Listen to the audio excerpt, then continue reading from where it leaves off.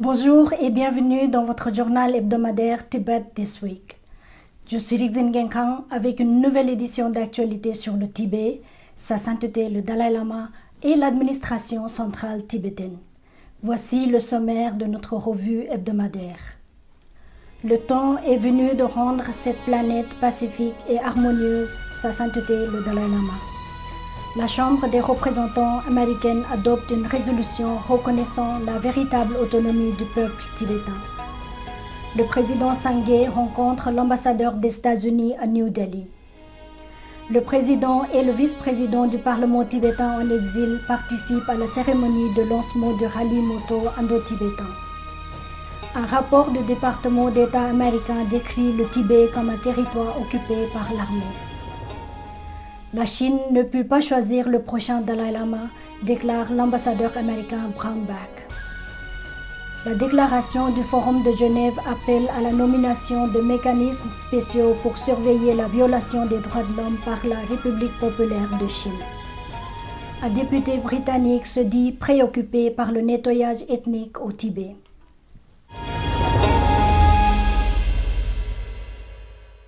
Sa sainteté, le Dalai Lama, appelle son public à œuvrer à rendre cette planète pacifique et harmonieuse par l'éducation et sur la base du sentiment d'unité de 7 milliards d'êtres humains. Jeudi dernier, Sa sainteté, le Dalai Lama, a participé à un dialogue virtuel sur la résilience, l'espoir et la connexion pour le bien-être avec le professeur Ian Hickey de l'Institut de recherche sur le cerveau et l'esprit de l'Université de Sydney. Cette rencontre s'inscrit dans le cadre de la conférence Le bonheur et ses causes 2020, un forum permettant d'explorer les causes nombreuses et variées d'une vie heureuse et épanouie. Logically, whole universe, whole galaxies, there is beginning. So logically, anything which have beginning, they logically end, come. So therefore, now whole galaxies now gradually now ending. Goddard. So this nature phenomena, so we cannot do much. Now what we can do, and important is, while we alive here, we should be happy life, peaceful life. That is important. Whole sort of galaxies now changing, and this planet also now changing, and meanwhile we fight each other. We create a lot of problem by ourselves. It is quite sad and actually illogical. Whole galaxies now gradually ending. While we are alive, we should live happily, peacefully. So all this, education is key factor. Détermine qu'il serait utile de convoquer un forum bipartite et bicaméral, soit par une réunion conjointe du Congrès, soit par une téléconférence diffusée dans l'auditorium du Centre des visiteurs du Capitole, soit par une table ronde entre les membres du Congrès et Sa sainteté le Dalai Lama pour discuter de solutions pacifiques aux conflits internationaux. CCP is trying to stamp out Tibetan Buddhism and Tibetan way of life, even though Tibet is guaranteed autonomy under China's constitution. Despite these challenges, the Dalai Lama has stood as a leader in the promotion of human rights and religious harmony and the preservation of Tibetan culture and religion. The Dalai Lama's contribution to peace and nonviolence has been revered by the international community and for decades by the U.S. Congress. Congress has remained committed to strengthening the relationship between the U.S. and the Tibetan people. I'd like to thank His Holiness, the 14th Dalai Lama, for his dedication to the Tibetan people. Sikyong Dr. Lobsang Sangay a remercié le représentant Ted Yoho, un membre républicain du Congrès qui soutient depuis longtemps le Tibet, pour avoir parrainé cette résolution cruciale. Lors de leur rencontre en novembre 2019, dans le cadre de la première étape de la tournée américaine de Sikyong, le député Ted Yoho avait réaffirmé le soutien bipartisan du Congrès à la question tibétaine et avait fait valoir sa position pour inviter Sa Sainteté le Dalai Lama à s'adresser aux membres du Congrès par vidéoconférence. Le vendredi 13 novembre, le président Lobsang Sangay a eu un entretien d'1 heure avec l'ambassadeur américain Kenneth Ian Juster après une série d'autres engagements officiels dans la capitale indienne. Le président Sangay a également participé à une discussion à huis clos sur le Tibet organisée par la Fondation internationale Vivekananda et est intervenu en tant qu'orateur principal d'une table ronde virtuelle internationale organisée par le Congrès mondial ouïghour. Le président Pema Jongné et le vice-président Acharya Hishepuntsor du Parlement tibétain en exil ont participé à la cérémonie de lancement du rallye moto indo-tibétain à McLeodganj mercredi dernier. Sous l'initiative du Congrès de la jeunesse tibétaine, 50 motards de Dharamsala, Kulu Manali, Dikiling, Ponta Sahib, Bir, Delhi et Rohtang ont entamé le rallye moto indo-tibétain pour exposer la Chine. Le rallye devrait se terminer à la frontière indo-tibétaine de Kinnour le 23 novembre.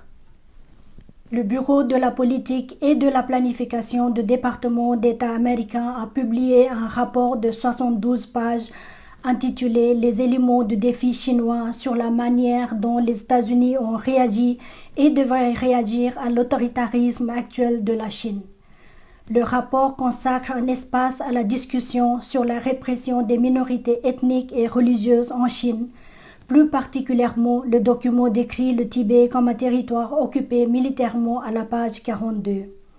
En violation flagrante des principes énoncés dans la Déclaration universelle des droits de l'homme de 1948, le Parti communiste chinois maintient une occupation militaire du Tibet qui remonte aux années 1950, mène un programme brutal au Xinjiang pour rééduquer les Ouïghours et des millions d'autres musulmans turcs, opprime les Mongols dans la région autonome de Mongolie intérieure de la Chine et impose des réglementations excessives aux chrétiens de Chine qui sont environ 70 millions.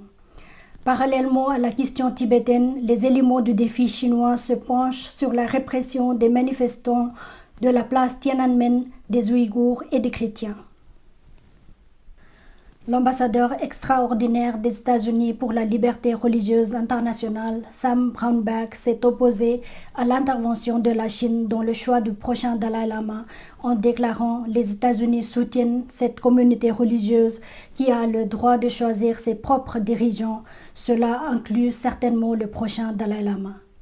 L'ambassadeur Brownback s'adressait à la conférence ministérielle de 2020 pour faire progresser la liberté de religion ou de conviction, au cours de laquelle il a répondu à certains problèmes urgents de la liberté religieuse dans le monde, notamment la persécution des Ouïghours, des bouddhistes tibétains, des chrétiens et du Falun Gong, etc.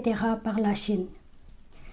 L'année dernière, l'ambassadeur Brownback s'est rendu à Dharamsala, le siège en exil de l'administration centrale tibétaine, où sa présence a eu un puissant effet d'espoir sur les Tibétains, tout en envoyant un message ferme à la Chine. La déclaration du Forum de Genève a demandé au gouvernement et aux organismes internationaux de nommer des mécanismes spéciaux pour surveiller et de signaler la situation flagrante des droits de l'homme, y compris les violations de la liberté de religion ou de conviction en République populaire de Chine au niveau national et international, comme l'ont demandé les 50 experts indépendants des Nations Unies le 26 juin dernier. Se déclarant gravement préoccupé par les violations systématiques de la liberté de religion ou de conviction dans les régions sous l'autorité de la République populaire de Chine, la déclaration a en outre appelé les gouvernements à publiquement se joindre aux appels pour la protection de la liberté de religion ou de conviction pour tous les groupes religieux sous l'autorité de la République populaire de Chine et exhorte le gouvernement chinois à s'abstenir d'interférer avec les droits des groupes religieux de choisir et de déterminer leurs propres chefs religieux comme les réincarnations des Dalai Lama. Le Forum de Genève 2020, qui s'est tenu virtuellement pendant 5 jours la semaine dernière, a vu des experts des droits de l'homme, des praticiens, des académiciens, des militants, des diplomates, des défenseurs, des parlementaires et des dirigeants délibérer sur le thème central du 3e Forum de Genève 2020, la politique de la Chine en matière de liberté de religion, impact mondial. Le député britannique Tamanjit Singh Desi s'est dit préoccupé par les violations de la liberté de religion et de conviction au Tibet par le Parti communiste chinois au Parlement britannique la semaine dernière. The Chinese Communist Party regime has now turned its tyranny onto pro-democracy Hong Kongers. So what concrete steps is the minister taking to mobilize our international partners so that the world's democracies act against this human rights crisis in an effective and coordinated manner? Et c'est la fin de cette édition. Merci de votre fidélité chaque semaine. J'aurai le plaisir de vous retrouver dès la semaine prochaine. Une excellente semaine à tous.